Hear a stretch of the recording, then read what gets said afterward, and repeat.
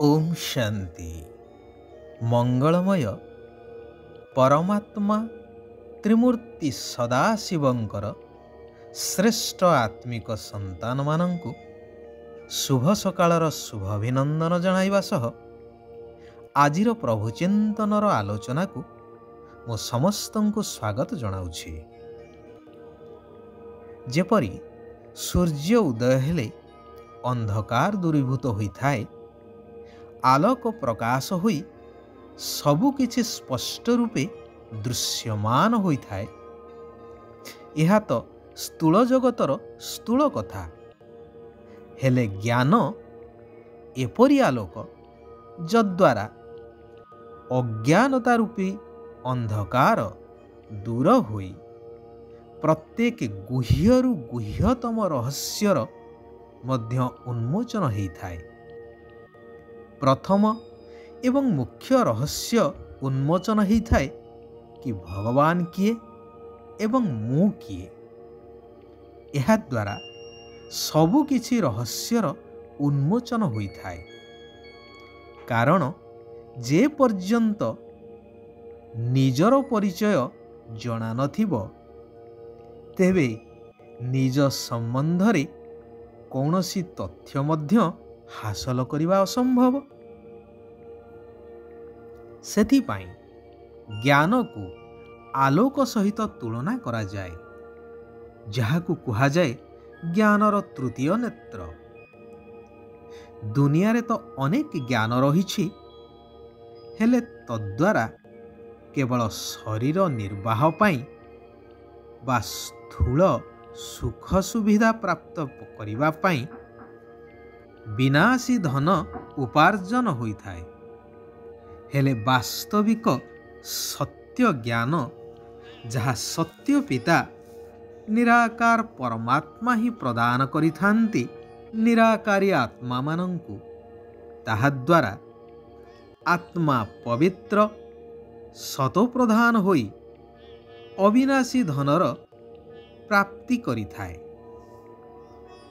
पुरुणा पतित दुनिया परिवर्तन होई नूतन सत्ययुगी पवित्र सतो प्रधान सत्ययुगी स्वर्ग दुनियार स्थापना होइथाए।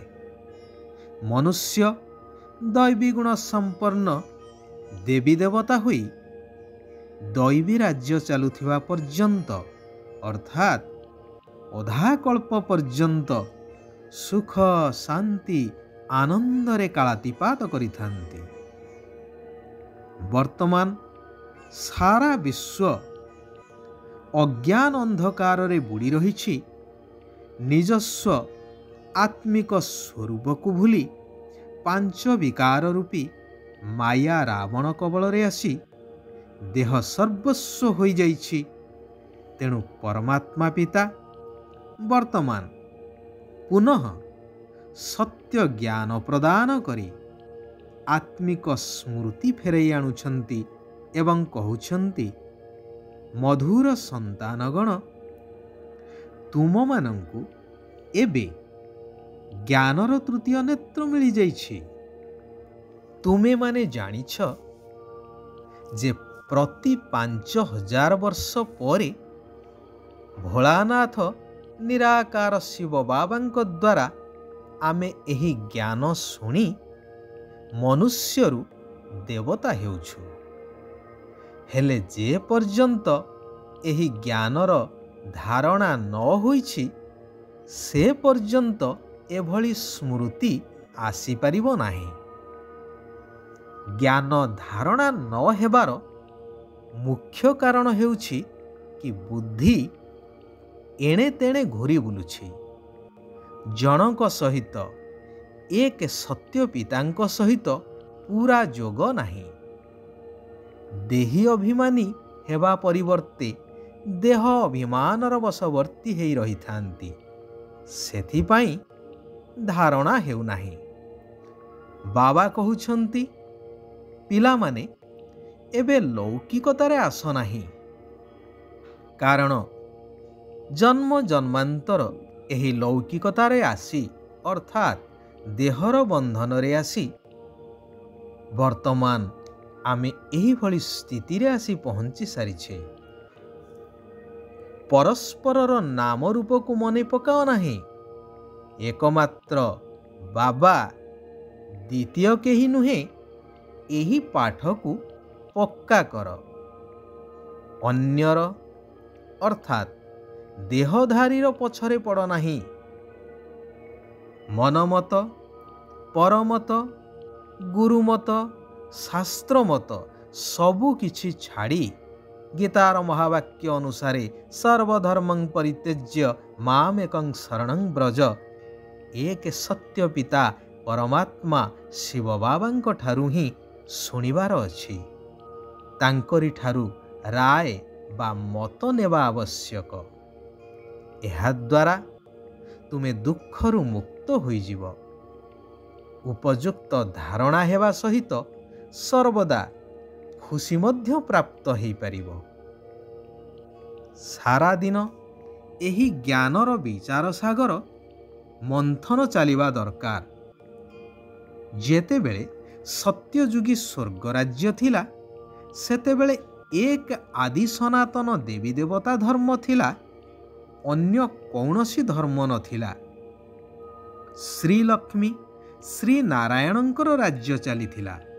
ସମସ୍ତେ ଦୈବୀଗୁଣ ସମ୍ପନ୍ନ ଦେବୀ ଦେବତା ସମ୍ପୂର୍ଣ୍ଣ ପବିତ୍ର ଥିଲେ, ଯେଉଁମାନଙ୍କର ବର୍ତ୍ତମାନ ଜଡ଼ଚିତ୍ରର ସ୍ମାରକୀ ରୂପରେ ଗାୟନ ଏବଂ ପୂଜନ କରାଯାଉଛି ମହା ଆଡ଼ମ୍ବର ସହକାରେ। ଅର୍ଥାତ୍ ସେମାନେ ନିଶ୍ଚୟ ଦିନେ ଏଠାରେ ରାଜ୍ୟ କରି ଯାଇଛନ୍ତି। ତେଣୁ ତ ଆମେ ତାଙ୍କର ସ୍ମୃତି ରୂପରେ ତାଙ୍କର ମୂର୍ତ୍ତି ବା ଫଟୋକୁ ପୂଜନ କରୁଛେ। ଏହା ସବୁ ଜ୍ଞାନ ଦ୍ୱାରା ହିଁ ସ୍ପଷ୍ଟ ହୋଇଥାଏ। ଏହା ହେଉଛି ଈଶ୍ୱରୀୟ ବିଶ୍ୱବିଦ୍ୟାଳୟ। ଯେପରି ଡାକ୍ତରୀ ପଢ଼ି ପାସ୍ କଲେ ଡାକ୍ତର ହେବା ସୁନିଶ୍ଚିତ, ସେହିଭଳି ଏଠାରେ ଈଶ୍ୱର ପାଠ ପଢ଼ାଉଛନ୍ତି ଈଶ୍ୱରଙ୍କ ସମାନ ଅର୍ଥାତ୍ ଦେବୀ ଦେବତା କରାଇବା ପାଇଁ। ତେବେ ଯିଏ ଏହି ପାଠକୁ ଠିକ୍ ଭାବରେ ପଢ଼ି ସମ୍ପୂର୍ଣ୍ଣ ପାସ୍ ହେବ ବା ଉତ୍ତୀର୍ଣ୍ଣ ହେବ, ସେ ହିଁ ଏହି ପଦର ଅଧିକାରୀ ହୋଇପାରିବ। ନିଜେ ପଢ଼ିବା ସହିତ ଜ୍ଞାନ ରୂପକ ଶଙ୍ଖ ଧ୍ୱନି କରି ସମସ୍ତଙ୍କୁ ସଜାଗ ବା ଜାଗ୍ରତ କରିବା ଦରକାର। ପ୍ରଥମେ ନିଜେ ଧାରଣା କରି ପୁଣି ଅନ୍ୟକୁ ବୁଝେଇବା ଦରକାର। ଖାଇବା ପିଇବାରେ ବହୁତ ଧ୍ୟାନ ଦେବା ଦରକାର। ପତିତ ବା ଭିକାରୀଙ୍କ ହାତରୁ କେବେ ବି ଅଶୁଦ୍ଧ ଭୋଜନ ଗ୍ରହଣ କରିବା ଉଚିତ ନୁହେଁ। ଭଗବାନଙ୍କର ଶ୍ରୀମତକୁ ପାଳନ କରି ପ୍ରବୃତ୍ତିରେ ରହି ମଧ୍ୟ ଘର ସଂସାର ସମ୍ଭାଳି ମଧ୍ୟ କିଭଳି ପବିତ୍ର ରହୁଛ, ସେହି ଅନୁଭବ ଅନ୍ୟମାନଙ୍କୁ ଶୁଣାଇ ସେମାନଙ୍କର ମଧ୍ୟ କଲ୍ୟାଣ କରିବାକୁ ପଡ଼ିବ। ଶିବ ବାବା ବରଦାନ ଦେଉଛନ୍ତି କି ସାଧନ ବା ସହଯୋଗର ପ୍ରଭାବରେ ଆସିବା ପରିବର୍ତ୍ତେ ପ୍ରକୃତିକୁ ଦାସୀ କରି ବିଜୟୀ ଆତ୍ମା ଭବ। ଯୋଗୀ ପୁରୁଷ ବା ପୁରୁଷୋତ୍ତମ ଆତ୍ମାମାନେ କେବେ ବି ପ୍ରକୃତିର ପ୍ରଭାବରେ ଆସିନଥାନ୍ତି। ତୁମେମାନେ ପୁରୁଷୋତ୍ତମ ସଙ୍ଗମ ଯୁଗୀ ବ୍ରହ୍ମାମୁଖ ବଂଶାବଳୀ ଶ୍ରେଷ୍ଠ ବ୍ରାହ୍ମଣ ଆତ୍ମାମାନେ ପୁରୁଷୋତ୍ତମ ଏବଂ ଯୋଗୀ ଆତ୍ମା ଅଟ।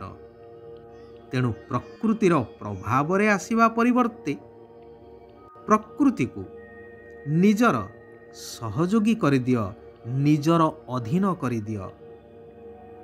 ସଦା ପ୍ରସ୍ତୁତ ସିଏ, ଯିଏ ପ୍ରତ୍ୟେକ ଘଡ଼ିକୁ ବା ପ୍ରତ୍ୟେକ ମୁହୂର୍ତ୍ତକୁ ଅନ୍ତିମ ଘଡ଼ି ବା ଅନ୍ତିମ ସମୟ ବୋଲି ଭାବିଥାନ୍ତି।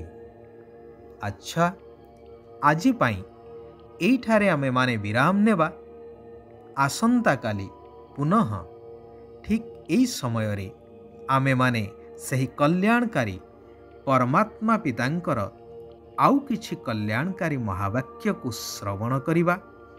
ନିଜ ଜୀବନକୁ ପରିବର୍ତ୍ତନ କରିବା ସହିତ ସାରା ବିଶ୍ୱକୁ ପରିବର୍ତ୍ତନ କରିବାର ମହାନ କାର୍ଯ୍ୟ କରିଚାଲିବା। ওম শান্তি, ওম শান্তি, ওম শান্তি।